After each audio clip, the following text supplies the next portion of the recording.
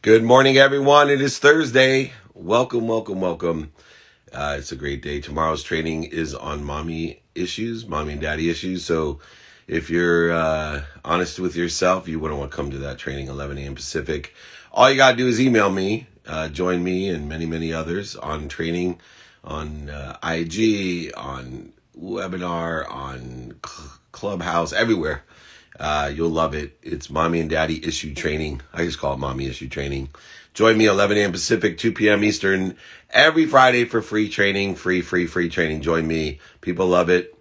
You get the replays. It's on my podcast, The Playbook.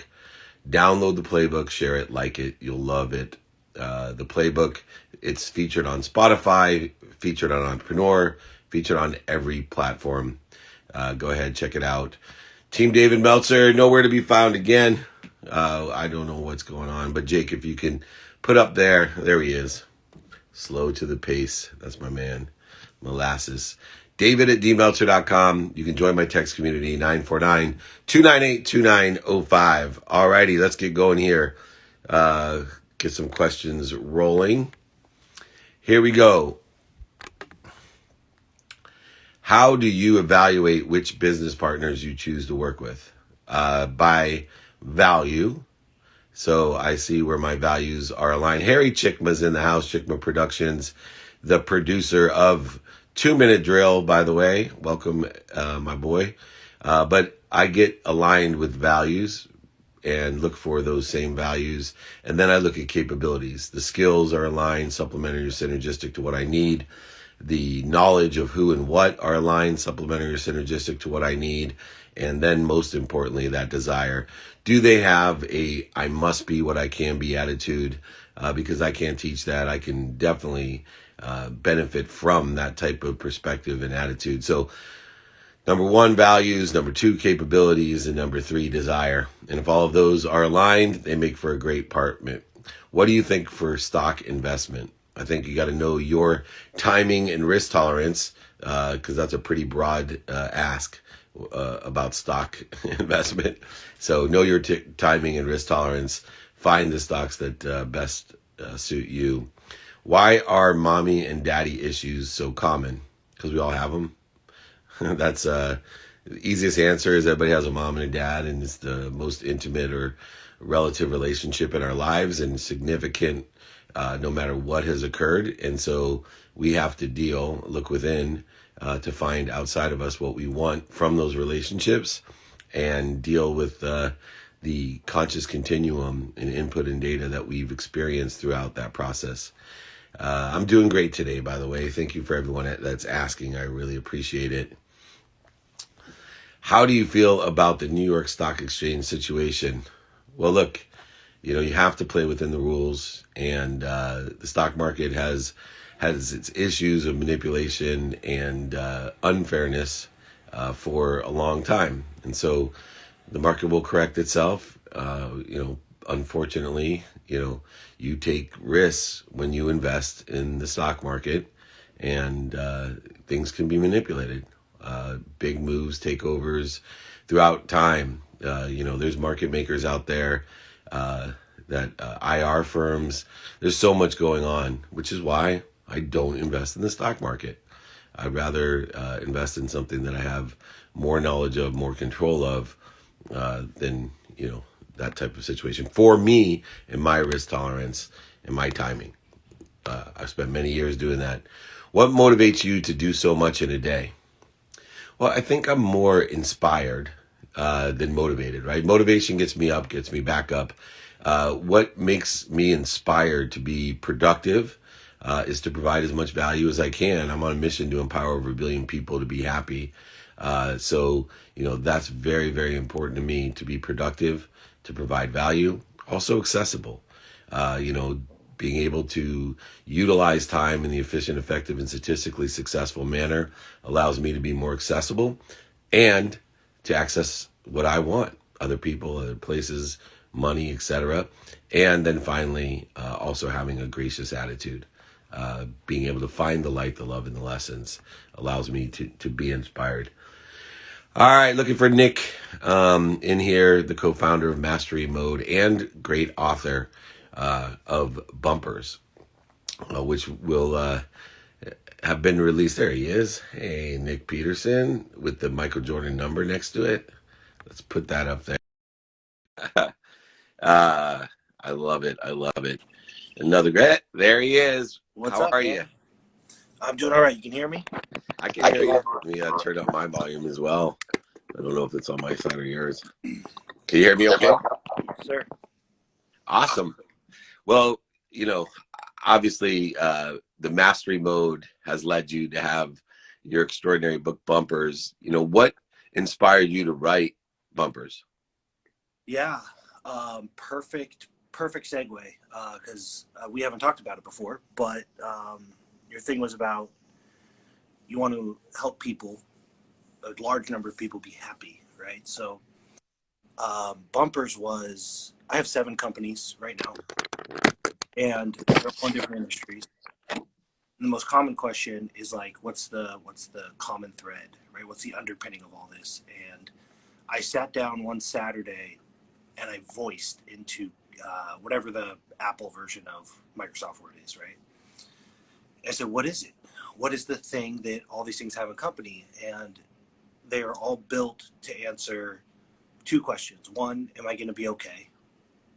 Right? That's kind of like dealing with especially entrepreneurs and high net worth people. They ask the same question, like, am I going to be okay? Am I going to run out of money? Am I going to be able to fund all these things that I'm striving for? And how can I be happy?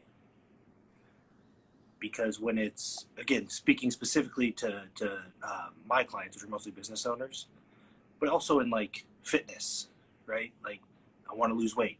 I want to make more revenue. It's kind of like chasing the horizon in the sense that you never, it's a moving goalpost. You get to 7 figures, and then you want multiple 7, and then you want 8, and then like, how can I be happy? How can we like define what success is to us, figure out where we're at, figure out where we want to be personally, start thinking of fitness and our business and stuff, like, as tools to close the gap. Right? A lot of times, instead of saying, hey, what do we want our life to look like? And I'm sure you're intimately familiar with this. We say, how do I have an 8-figure business? And we sacrifice our life for the business. And so bumpers is a macro. It's not just business.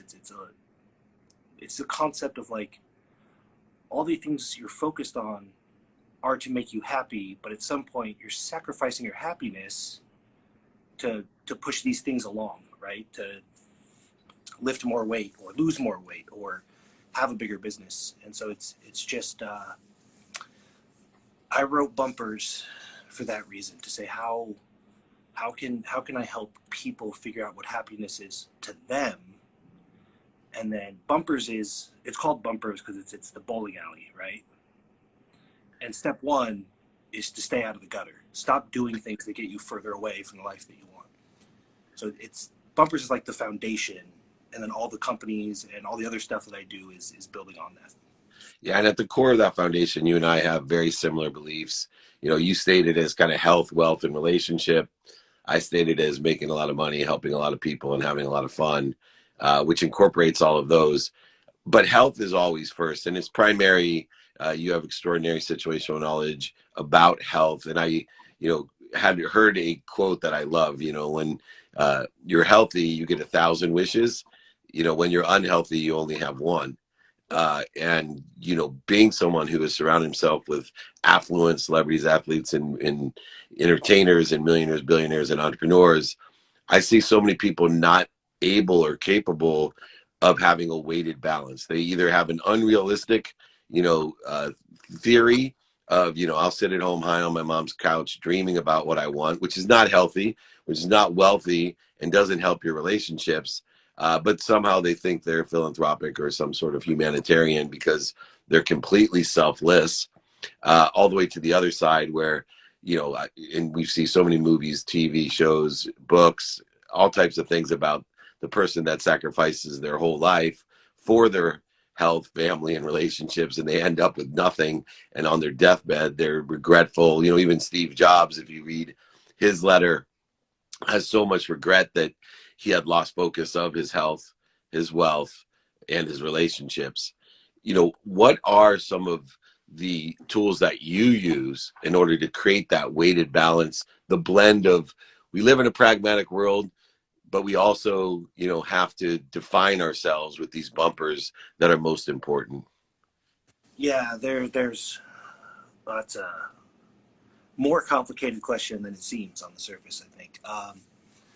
The first is there's a gap, and I call it the intention intervention gap. Right, just to go back to what you were saying about the person sitting on the couch theorizing. There's a gap between all the things that we say we're going to do or should do and what we actually do. Cognitive behavior therapy is basically, a structure for closing the gap. It's so we gotta be aware of like the things we say, our spouse values, versus the things that we actually do, our values in action. And I try to keep that gap at a minimal, which is less daydreaming, more doing. But then there's defining success. And I think you're speaking next month with Dan Nicholson, who's a partner of mine. And he'll talk a little bit about this most likely. But there's defining success and really having the conversation with yourself, maybe yourself on your deathbed, about like what really matters to me, like what are my values. I need to be home by 5 p.m. As long as my kids are, until they're through high school, so I spend a lot of time with them. Like, that's important to you, great, no judgment, that's your thing, right? And I find that most people don't do this, because when you define success, you have effectively also defined failure. Meaning you can't hide behind, look, I made 8 figures. Yeah, but you weren't home by 5 p.m. Not even one time, right? So step one is really defining success in terms of like, what do I want my life to look like? And then the question then becomes, the scorecard is no longer necessarily revenue, sales, weight loss, blah, blah, blah, blah, blah. It's, am I closing this gap? Right? And if we get clear on what really matters to us, we might have to say no to going to the gym a second time today, or making, closing this huge deal so we can screenshot it and put it on Facebook and everybody thinks we're awesome. It's really getting clear on where you're at, where you want to be, identifying the behaviors that we would consider the gutter that are getting you further away, not doing those things, but continuing to orient yourself towards what really matters, and not getting so stuck on the tool. Yeah, real quick, because I do this a lot. I get to meet some extraordinary thought leaders, people like yourselves that have written books, help so many people reach their objectives. And what is always reiterated or reaffirmed to me is how important our what is. As I'm listening to you define closing the gap and bumpers and all the strategies and disciplines in which you help to inspire people to execute in their lives, it comes down to, most people don't look at what they want, taking inventory of what they want every day and pursuing that. And most importantly, not attaching their emotions to that outcome as you dictated, but more importantly, putting it onto the enjoyment of the pursuit of their own potential. And so, I think people are afraid to define themselves and say, I want to be home by 5 o'clock and I'm going to pursue that, but I'm not afraid. And here's the kicker that most people don't get, that you do with bumpers and closing the gap. Don't be afraid to be a hypocrite. Like, several different times you relegated back and said, that's your gig, but it doesn't mean it has to be your gig your whole life. You can change your mind. If you want to be home at 5 o'clock and pretty soon that gets old for you and you don't want to do that anymore and you want to go close the big deal, then put that as your potential, but enjoy the pursuit of it. Don't attach your happiness to the outcome of it. Last thing, real quick, consistency. I'm a huge fan of the efficiency, the statistical success that comes from doing things every day. I believe doing something 2 minutes a day, 7 days a week is worth more than 2 hours on a Saturday. I believe that's the way the human condition works, the conscious continuum works. That's the way we get exponential growth, acceleration, and compound interest. What's your insight, because we're in the same space, about consistent behavior? I'll tell you a little bit about what this is how I look at things. It's not always popular with the hustle and grind and the whatever, right? The Gary V Um, crowd. yeah, like there's where you're at, there's where you want to be, and there's closing the gap. If you have to hustle and grind at certain times, so be it. But we don't just wake up to. I am of the opinion we shouldn't just wake up for the sake of working hard on something. So this is what I do. I actually, in bumpers, and this is always my process, I say audit your day. So I'll use nutrition as an example because I think everybody struggle with it. I'd say track your calories every day. The way you typically don't change anything. Obviously, by tracking it, they do change a little bit just by being conscious. But so let's say after a week, you got 3,000 calories one day, 2,000 the next, 7,000 the next because you went on a binger and then you forgot to eat the next day. Add it up, divide it by 7, right? And eat that average every day. I'll even do that with reading, writing, every part of your schedule to do exactly what you're saying, right? Let's not read for an hour on Monday, you forget to on Tuesday, and then an hour on Wednesday, and then you forget to read the rest of the week, and then 3 hours on Saturday. Let's just average it out and do it for an hour a day. It helps us kind of get a handle on some of, one, the efficacy of what we're doing, but also if we want to make changes, right, then we need some sort of consistency, again, to gauge the efficacy of the change we made. So super aligned is I will take whatever, one more example. I was talking to, we're at a mastermind. Somebody said, yeah, I work on my side gig for about 7 hours every Saturday. Right? Like I just, boom, 7 hours. And I said, honestly, my opinion, because he asked, what would you do? I said, honestly, I would do it for an hour a day, 7 days. Yeah. Like for more, there's obviously a setup time that you have to consider, but like there's something. I'm with you definitely. Well, I'm glad you did that analysis because I think too many people discount the importance of a minimum of 2 minutes a day in my relationships, in my activities I get paid for, activities I don't get paid for. People can find you at Nick Peterson 23. I assume you're a big Michael Jordan fan when I see the 23 at the end, but it could be LeBron. Who knows? I'm just a sports fan in general. There's a lot of great 23s. Yeah, there's a lot of great 23s, including Eric Karras, first baseman for the Dodgers, who I grew up with. Anyway, also www.nickpeterson.com. Nick, thank you so much. Make sure you reach out, read that Bumpers book. Check out Nick. He's a great consultant, one-on-one coach, does a lot online. You can obviously see the information he has is extremely valuable, will change your life. Thank you for impacting so many people and helping me empower over 1 billion people to be happy. You're right on it, man. I appreciate you. Yeah, man. Appreciate you. Thank you. Take care, Nick. Right on. Yeah, you see that 23, you know it's a sports fan. What's up, CJ? I see you in there, another sports fan. Mr. Man, I saw you here. We're trying to stay on schedule. I got Junior Achievement. After this, I am the Chief Chancellor of Junior Achievement University. We give a Junior Achievement Impact Award on 2 Minute Drill. Check out 2 Minute Drill on Amazon, Bloomberg. There he is. Hey, what's up, Mr. David? Man? How you doing, man? Anthony, man, you got a question for me, buddy? Yeah. So, I guess the easiest question I could possibly ask, right? So a lot of people in business today trying to get from X to Y, right? So that level up going from 1 to 10 to 100, right? What's that clicking moment for most entrepreneurs where they can go from that 10 to 100 without making massive differences in what they're already doing? Segmentation. I think the lesson of segmentation is the key to get from 1 to 10, 10 to 100, 100 to 1,000, 1,000 to 1,000,000. Segmentation. And what happens is it's the complete counterintuitive process to the ego and to the conscious. Let me explain why. If, for example, in your business, you want to get to 100, and I told you that it will take you 20 segments of activity, 20 segments of activity, let's call it a year, okay, 20 years to get to 100. In your conscious and your ego, you immediately say, I should be halfway there in 10 years. But that's not how things grow, accelerate, expand, and compound themselves. It takes till 19 years to get to halfway there. The worst is it gets to 18 years to get to 25% of the way there, which means from 0 to 18, everyone in your life is going to tell you you're wasting your time. This is stupid. You can't do it. Why are you doing it? You're going to have inner voices telling you the same thing.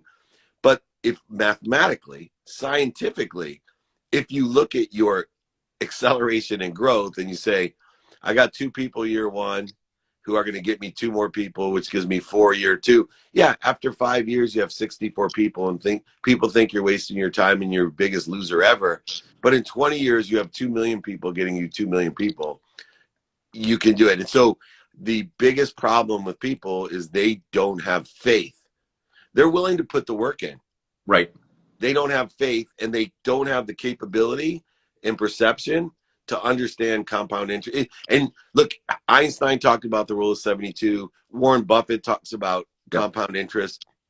The human nature of ego does not allow us to have perseverance and patience blended together. If you're like a ball busting, Bink Swabo, bull in a china shop, pit bull with a tire attitude person, it's very difficult to combine that or blend that with this Buddha-like person that says, oh, I am so happy because I got 2 people getting me 2 people this year, and I invested everything I have in myself, 20 hours a day. I slept on a couch. I did all this. They don't see it, so they quit. 99% of the people quit before they're 25% of the way there, because 25% of the way there takes 90% of the time. 25% of the way there takes 90% of the time it takes to get there. Now, the person who does have faith, here's the cool thing about it. It may take you 1 year to get 2 people, but it may only take you 11 months to get 4, 10 months to get 8, 9 months to get 16. So it doesn't take 20 years. And some people it's months, not years. Some people it's weeks, not months. Some people it's days, not months. So all of those things aggregate and compound on themselves. And that's why I encourage people to enjoy, like we said with Nick, the consistent, persistent pursuit. Enjoy the consistent, persistent pursuit of your own journey, of your own why, right? Yeah. You're at X. And here's the last thing, and then I'll let you go. This has helped me a lot because I'm a person who was, attached to my outcomes and persistent. Yep. And I wanted to get from X to Y, and it was never fast enough. Ask any entrepreneur, even the ones that were super successful. Looking back, you wish it would have been faster. Of course. Yeah. Here's what I learned to do though. Number 1, I'm happy where I am. I never said that my first run at this. I was a millionaire 9 months out of law school, and I wasn't happy where I was at. Now, if you asked me when I was 5, hey, you're going to be a millionaire 9 months out of law school, would you be happy with that? I would have been like, of course you would. That's my dream. But this is the screwed up thing about the mind and the ego. So number 1, learn to be happy where you're at every day. 2, learn how to angle. Now, what do I mean by learn how to angle? Angle is the process that blends persistence and patience together. That's angling. Persistence is that I got to get directly from X to Y. Angling is I got to get from X to Y, but I have a whole bunch of lessons to learn, and it's going to happen at the right way at the perfect time. So I'm blending allowance and patience with my persistence to angle. So things aren't going to happen the way I plan, but I'm going to get somewhere. I'm progressing, progress, not perfection. Absolutely. The persistent guy wants perfection. The angler wants progress. Then finally, most importantly, happy where I'm at, right way, perfect time. Angling to what I want, it's going to happen at the right way at the perfect time. Faith. That's the thing I was missing in my entrepreneurial journey. And I had simple faith now that no matter what happens, if I enjoy the consistent every day, persistent without quit, pursuit of my why, my potential, and I'm talking about the letter Y, not YY. Yep. But if I do that, I have faith, I absolutely will end up somewhere better than I anticipated. The same way when I was 5, I ended up somewhere better than I anticipated by the time I graduated law school. I just fell into ego-based consciousness and wasn't happy where I was at. Even though if I asked myself back when I was 5, hey, would you be happy being a millionaire, buying your mom a house, a car, and paying off your law loans in 9 months? I would have shoveled shit with my hands 12 hours a day, right? But people lose their perspective. So 100%. I think this was a fantastic question. I think it's applicable to everyone. Too many people, 99% of them quit before they're 90% of the way there. right? Let's I love it. so Yep. please before the Real quick, 25% away I there, got one that takes more. 90%. Go I ahead. got one more small one for you. Yeah. So what's your take on what's going on with the Robin Hood deal right now? I don't know if you've heard, but Yeah, I've heard. What's your take on that? Because I was on the phone with my brother before, I was on the phone with my father, and we're all just kind of dumbfounded. Like, it's kind of crazy to see them just shut down the average person being able to trade. It's absolutely insane. The same as Lehman Brothers going out of business, right? Yep. So here's why I don't invest in the stock market, because in the end, it's run by human beings. Yep. So I personally, look, I have shifted my paradigm to guaranteed investments that human beings can't mess up, can't manipulate, can't lie, cheat, oversell, and back end sell. I can't tell you in my history of stock, and I've owned millions and millions and millions and millions and millions of dollars of stock, and I've lost millions and millions, and I've gained millions and millions. I learned one thing: nobody knows what the F they're doing, and it's a platform Absolutely. to allow human beings to oversell, back end sell, manipulate, cheat, and lie each other in the context of gambling. And it doesn't align with my timing or risk tolerance. So if you look historically, which I do, and you're interested in gambling, you know that in gambling, the fix sometimes on, they don't count right. They count cards. Go look at all gambling things where you're talking about independent and dependent variable. The lottery, Yep. right? Look, for me, one last thing, I'm going to let this go. I don't do that anymore, because I think if you're investing that way, then you're actually telling yourself, I have shortages, voids, and obstacles. I'm living in a world of not enough. If you put your money into something that compounds at 2% a year guaranteed and you can never lose it, then you're saying I have enough, right? I have enough and I'm Right. going to work for everything else, but I don't need what I have to somehow gain or lose on its own some ridiculous amount. And so Yeah, no, it's I'm been not surprised. I'm not surprised. Yeah. I don't do it. I'm glad I don't do it, because emotionally I would be barfing in my mouth again like I was when I was young, going, oh my God. And all the conversations with all the people around me would be about this, instead of me Yep. on my journey helping people make more money, have more fun, and help more people. So I'm glad you brought that up, though. So thank you. Yeah, absolutely. Dave, thanks so much for the time, man. I appreciate it. You got it, my friend. Anthony, man, you can meet him at the man 85. Hopefully, who's 85? It's just my birth year. That's your birthday. Okay, cool. That's awesome. I'm looking for sports guys today. Thanks. That's awesome. All right, let's keep it moving. I'm always running about 4 minutes behind today. CEO and president of the Sharp Alliance, Kathy Sharp Ross. I think she's here.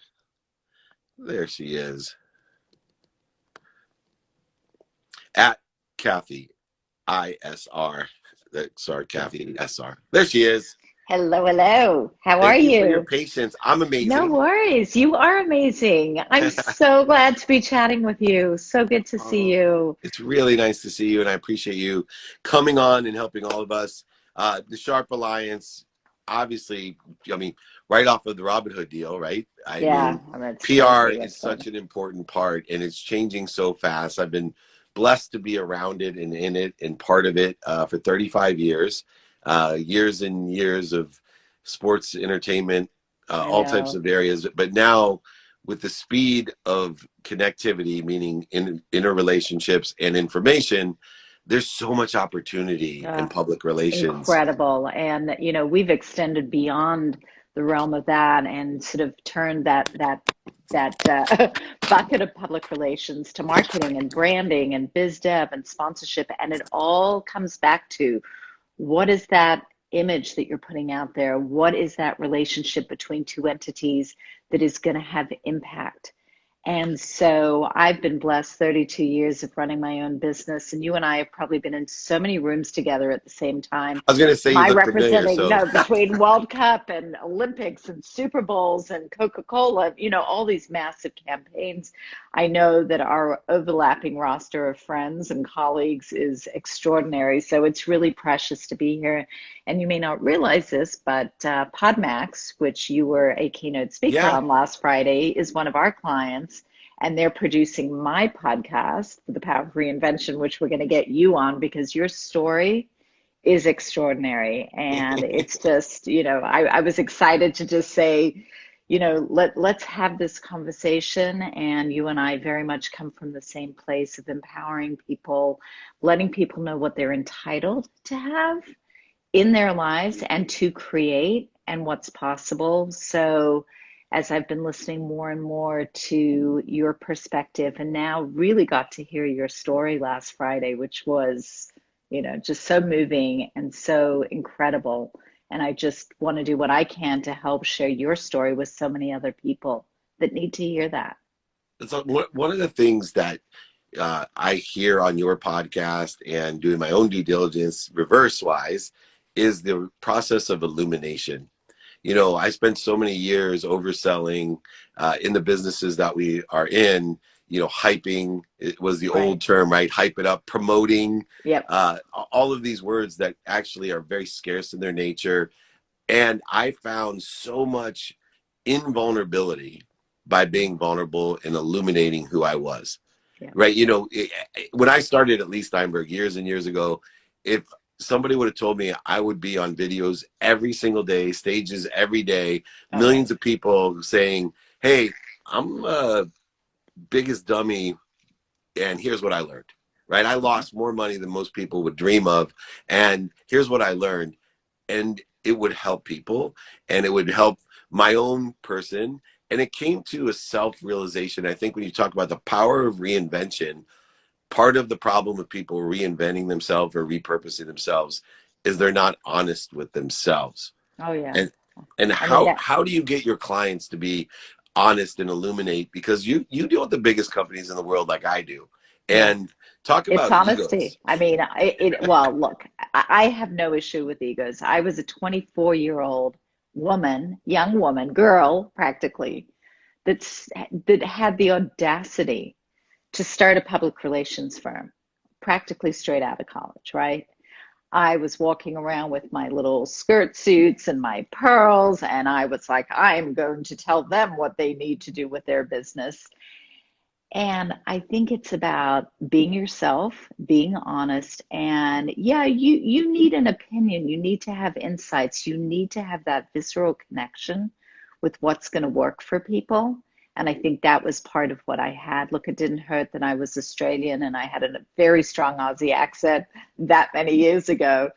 And I could walk in a room or get on a phone call with someone. I mean, do you remember the days of just all you could do? You couldn't email people. You had to get on the phone and you had to dial for dollars, dial for a story, dial for anything. And, 10 minutes into the conversation, because of my Australian accent, they wanted to be my best friend. So it kind of opened the door for a lot of conversations. But at the end of the day, you've got to be able to be honest. You've got to be able to look somebody in the face. And those CEOs, they all put their pants on one leg at a time, just like everybody else in the world. So the celebrities, the athletes, the CEOs, they've never scared me. They're people, they're human beings with big dreams, big aspirations, big egos. And it's about really going in there and helping them be better at what they want to do. And I think it's so funny, when I went to college, I enrolled to be a psychology major. I took one psych course and I thought, I don't want to spend my life analyzing other people's problems. Well, that's all I do for a living. Then you could be a lawyer too, if you want to analyze people's problems and then argue them You got to analyze and argue. Yeah. So I think you've got to be willing to be the one person in the room that won't say yes to them. And for me, it also came from a place where, look, I have my own business. I always had a lot of fabulous clients. It was never a question about what I was doing with the clients and companies we were working with. And I thought, you know what, if they can't listen to me and they don't want to listen to my advice, maybe we just shouldn't be working together and not trying to fit square pegs in round holes. And for those, I mean, I don't think I ever came across a moment where that actually happened. But I was always willing to walk away from something and stay true to my own convictions of what I thought was important for them as a business, whether it was a personal thing, an ethical thing, a business issue, how to grow them, how to build their brand, what they might have been doing to take the wrong turn. And you've got to be willing to do that. Well, it's so nice to hear some of that perspective. I tried to share with my kids the other weekend how I would drive around and in between appointments, I'd have a roll of quarters and there was rotisserie phones. And I said, I Oh, yeah. can't imagine, because I was a serious cold caller. I didn't have the wonderful accent that you had. But I have a radio voice, at least, Oh, something that was yes. pleasant. Oh, yeah. And that helped me, I know. But I think, 'cause I'm such a time freak now, Kathy, that I think about, I wonder for those 3 years when I was on the rotary phones, that like literally how much time I wasted having to wait for it to get back to zero.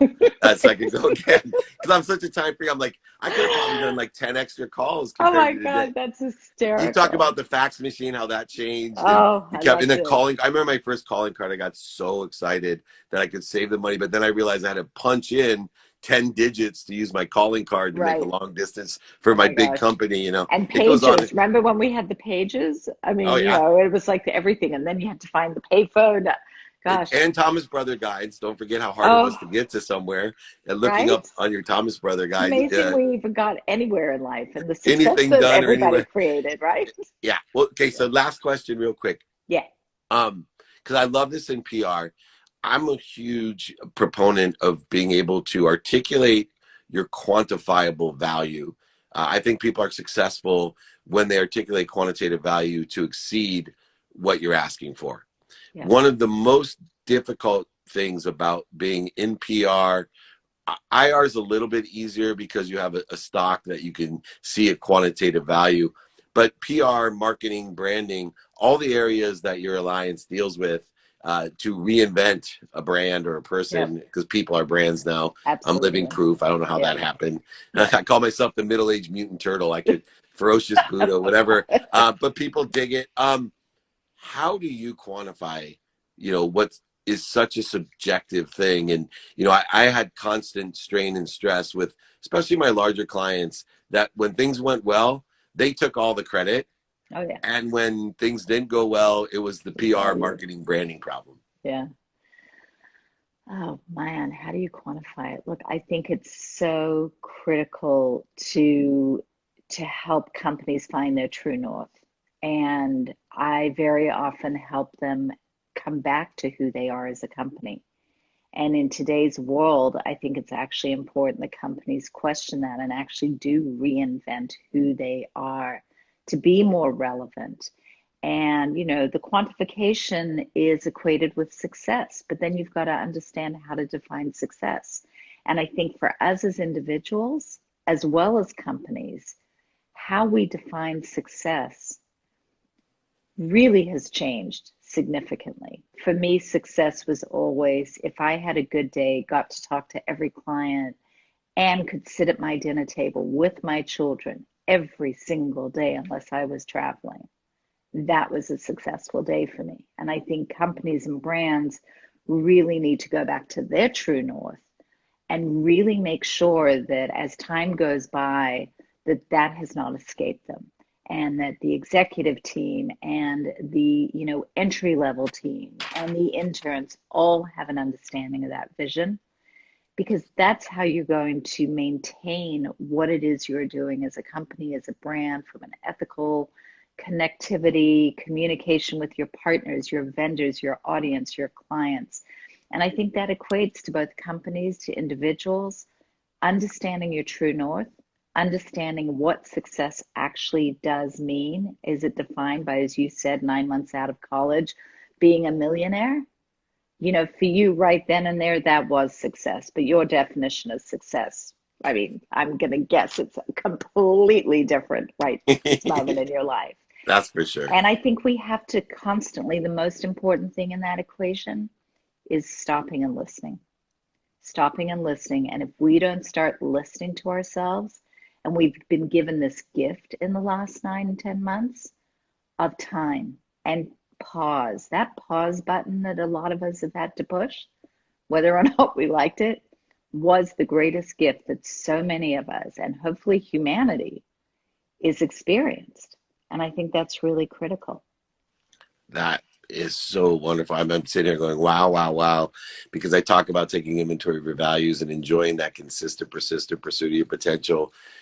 but you have to know that true north and allow it to adjust, which is right aligned with your podcast, which I can't wait to be on. The I Power of cannot wait for you Reinvention. to be on that. We're going to That's have a going to be half hour to talk about your life and what you've been doing and how you're empowering how many billions of people? I hope so. Over 1 billion people is my goal, and that is my true north, to leave a legacy of a conscious competency, a collective competency, a collective conscious of happiness, a simple trait that will change the world if we can spread it. Good thing about happiness, super viral, right? Yeah, It's just, true. you can spread it simply by witnessing it. So, and it also strengthens you, so it'll protect you against other viruses. I'm a big fan of happiness, if you haven't noticed. Yeah, Anyway, I Kathy love it. Ross Sharp, thank you so much for joining me. Thank Is you there for anywhere having me. else people can find you? You have an extraordinary firm. Anyone out there wanting the best, you got to hire Kathy. Where can people find you beyond? Absolutely. It's either Kathy at sharpalliance.com, or you can definitely get to me through the website, which is sharp with an E, SHARPE, sharpalliance.com. It's Kathy Sharp Ross. I think I inverted it with my. That's okay. Yeah. I've heard all Kathy, versions of it. Kathy to me, we're old friends now. Kathy, Thank you so exactly. much for David, joining such a me. pleasure. Have a I'll see you beautiful soon. day. I'll see you soon. Definitely. You got it. Thank you. Bye. Bye-bye. She's amazing. Kathy Sharp Ross, at Kathy SR Sharp Ross. I don't want to, I'm the name butcher sometimes. I get moving in my head, channeling, and I don't get the pragmatic side. Thank you, thank you, thank you. Wow, there's some bombs. Go back, watch and listen to that. Let me take a quick question, and then I got to run to Junior Achievement Worldwide, where we are there. I'm going to get here. What did you want to be when you were a kid? Professional football player. That's what I wanted to be. No doubt about it. I wanted to play in the NFL until I was in college playing football and got ran over by Kristen. My dream was alive, and now I had to reinvent that dream to something else to empower over 1 billion people to be happy. Always though wanting to be rich. Always wanting to be rich. Awesome questions and guests today. You're exactly right. Remember, everyone, tomorrow's training's on mommy issues. There's no bigger issue than mommy issues. Join me 11 a.m. Pacific, 2 p.m. Eastern. For those in those notes, I have a podcast called The Playbook, and it replays all these celebrities, athletes, entertainers, millionaires, billionaires, entrepreneurs, as well as my trainings. It's featured on Spotify, so download The Playbook, like it, share it, download it on Entrepreneur, on every other platform available. It's there. Nikki Spears is the Impact Award winner with Redefine Courage, a great company, which was started by her own personal experience with her mom and herself. Thank you, Mikey. All right, join me over at Junior Achievement Playbook Podcast. Training tomorrow, 11 a.m. Pacific. If you missed it, the replays are available on the podcast. You can join me. Email me if you want the books, guides, exercises, David at D. Meltzer. I'll send you my book. I'll sign it. I'll ship it. I'll pay for shipping. David at dmeltzer.com. And you can always join my text community, 949-298-2905. But most importantly, everyone, be kind to your future self. Do good deeds. See you tomorrow.